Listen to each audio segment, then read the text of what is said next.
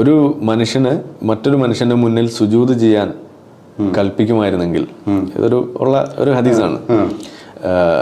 ഭാര്യയുടെ അടുത്ത് ഭർത്താവിന്റെ മുന്നിൽ സുജൂദ് ചെയ്യാൻ കൽപ്പിച്ചതിനെ, അതായത് മനുഷ്യൻ മറ്റൊരു മനുഷ്യന്റെ മുന്നിൽ സുജൂദ് ചെയ്യാൻ പാടില്ല. സുജൂദ് എന്ന് പറഞ്ഞു കഴിഞ്ഞാൽ നമ്മള് ഈ സാഷ്ടാംഗം പ്രണമിക്കുക എന്നൊക്കെ പറയുന്ന പോലെ ഒരു സാധനം, നമ്മൾ ഈ നെറ്റി തല കുത്തിയിട്ടുള്ള സംഭവം, അത് ചെയ്യാൻ പാടില്ല. പക്ഷെ ഇനി അങ്ങനെ പറ്റുമായിരുന്നെങ്കിൽ ഭാര്യയുടെ അടുത്ത് പുരുഷന്റെ മുന്നിൽ സുജൂദ് ചെയ്യാൻ ഞാൻ കൽപ്പിക്കുമായിരുന്നു എന്നാണ് ഹദീസ്. സഹിയായിട്ടുള്ള ഹദീസാണ്. അപ്പൊ അതുകൊണ്ട് വലിയ വർത്തമാനമൊന്നും പറയണ്ടെന്ന് പറഞ്ഞിട്ടാണ് നമ്മൾ കൺട്രോൾ ചെയ്യുന്നത്. ഇത് നമുക്കൊരു പവർ അല്ലേ തരുന്നത്, ഒരു ബൈ ഡിഫോൾട്ട് ഒരു പ്രിവിലേജ് തന്നെയാണ്. ഒരു പെൺകുട്ടി ആ കുട്ടിയുടെ ഉപ്പാക്ക് സുജൂദ് ചെയ്യാൻ ഞാൻ കൽപ്പിക്കുമായിരുന്നു എന്ന് അള്ളാഹു പറഞ്ഞിട്ടുണ്ടോ? ഇല്ല. ഒരു സഹോദരി ആ സഹോദരിയുടെ സഹോദരന്, ജ്യേഷ്ഠനാവട്ടെ അനുജനാവട്ടെ, ആ സഹോദരന് സുജൂദ് ചെയ്യാൻ ഞാൻ കൽപ്പിക്കുമായിരുന്നു എന്ന് ഇസ്ലാം പഠിപ്പിച്ചിട്ടുണ്ടോ? ഇല്ല. പിന്നെങ്ങനെയാണ് ഈ ഒരു സംഭവത്തിൻ്റെ പേരിൽ ഭാര്യ ഭർത്താവിന് സുജൂദ് ചെയ്യാൻ ഞാൻ കൽപ്പിക്കുമായിരുന്നു എന്ന് പറഞ്ഞതിൻ്റെ അടിസ്ഥാനത്തിൽ സ്ത്രീകളൊക്കെ പുരുഷന്മാരുടെ അടിമകളാകുന്നത് എങ്ങനെയാണ് എനിക്ക് മനസ്സിലാകുന്നില്ല. അങ്ങനെ സ്ത്രീകളൊക്കെ പുരുഷന്മാരുടെ അടിമകളാകണമെങ്കിൽ ഒരു പെൺകുട്ടി ആ പെൺകുട്ടിയുടെ ഉപ്പക്ക് സുജൂദ് ചെയ്യാൻ അള്ളാഹു കൽപ്പിക്കുമായിരുന്നു എന്ന് ഇസ്ലാം പഠിപ്പിക്കണം. അല്ലെങ്കിൽ ഒരു പെൺകുട്ടി ആ പെൺകുട്ടിയുടെ സഹോദരനാകുന്ന പുരുഷന് സുജൂദ് ചെയ്യാൻ ഞാൻ കൽപ്പിക്കുമായിരുന്നു എന്ന് ഇസ്ലാം പഠിപ്പിക്കണമായിരുന്നു. പക്ഷേ അങ്ങനെ പറഞ്ഞിട്ടില്ല.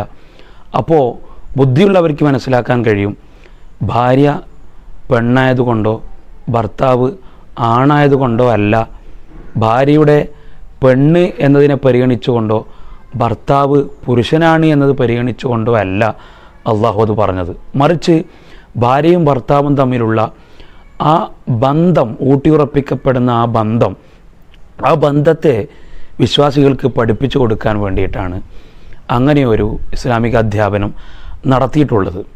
ഇവിടെ ഏറ്റവും പ്രസിദ്ധമായ ഹദീസ് ഇവിടെ ഉണ്ടായിരിക്കെയാണ് ഇദ്ദേഹം ഇങ്ങനെയൊരു കളവ് പ്രചരിപ്പിക്കാൻ വേണ്ടി ശ്രമിച്ചത്. ഇദ്ദേഹം ഇത് മാത്രമല്ല, ഇസ്ലാമിനെ ഏതൊക്കെ രീതിയിൽ കരിവാരിത്തേക്കാൻ കഴിയുമോ ആ രൂപത്തിലൊക്കെ മറ്റാരുടെയൊക്കെയോ പിന്തുണയോടുകൂടി ഇസ്ലാമിനെ ആക്ഷേപിക്കുന്ന ഒരാളാണ് ഇദ്ദേഹം. മഹാനായ റസൂലുള്ളാഹി സ്വല്ലല്ലാഹു അലൈഹി വസല്ലമ തങ്ങളോട് ഒരാൾ ചോദിച്ച സംഭവം ഹദീസിലൂടെ നമ്മളൊക്കെ കേട്ടതാണ്. മുത്തുനബി സല്ലല്ലാഹു അലൈഹി വസല്ലമ തങ്ങളോട് ചോദിച്ചു, ഞാൻ ആരോടാണ് ഏറ്റവും കൂടുതൽ കടപ്പെട്ടത്? മുത്തുനബി 3 പ്രാവശ്യം തുടർച്ചയായി പിന്നെ ആരാണ് എന്ന ചോദ്യത്തിനും നിൻ്റെ ഉമ്മയോട് എന്ന് മുത്തുനബി പഠിപ്പിച്ചു. 4ാമത്തെ പ്രാവശ്യമാണ് നിൻ്റെ ഉപ്പയോട് എന്ന് പ്രവാചകർ പഠിപ്പിച്ചത്. അത്രയും പ്രസിദ്ധമായൊരു ഹദീസ് ഇവിടെ ഉണ്ടായിരിക്കെ എന്തുകൊണ്ട് പുരുഷന്മാരെ അവിടെ 2ാം നമ്പറായി കണ്ടു അല്ലെങ്കിൽ 4ാം നമ്പറായി കണ്ടു എന്ന് ഇദ്ദേഹം പറയുന്നില്ല. പുരുഷന്മാർ സ്ത്രീകളുടെ അടിമകളാണ് എന്ന് പറയുന്നില്ല. ഇനിയും എത്ര സംഭവങ്ങൾ നമുക്ക് പറയാൻ കഴിയും. സ്ത്രീകൾ ഭാര്യമാരുടെ ചെലവിന് കൊടുക്കേണ്ടത് പുരുഷന്മാരാണ്. അവരുടെ വസ്ത്രം വാങ്ങിച്ചു കൊടുക്കേണ്ടത്, അവരുടെ ഭക്ഷണം വാങ്ങിച്ചു കൊടുക്കേണ്ടത്, അവരുടെ ആരോഗ്യാവസ്ഥകൾ അതിനെക്കുറിച്ച് ആലോചിക്കേണ്ടത്, മക്കളുടെ പഠനം, അവരുടെ വിദ്യാഭ്യാസം, അവരുടെ താമസം, വീട്, ഇങ്ങനെയുള്ള എല്ലാ ചെലവുകളും ഇങ്ങനെയുള്ള എല്ലാ ചിന്തകളും അത് ഭർത്താവിൻ്റെ തലയിലാണ്.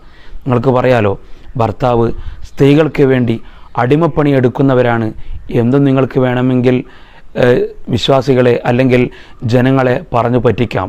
പക്ഷേ നിങ്ങളുടെ ലക്ഷ്യം അതല്ല.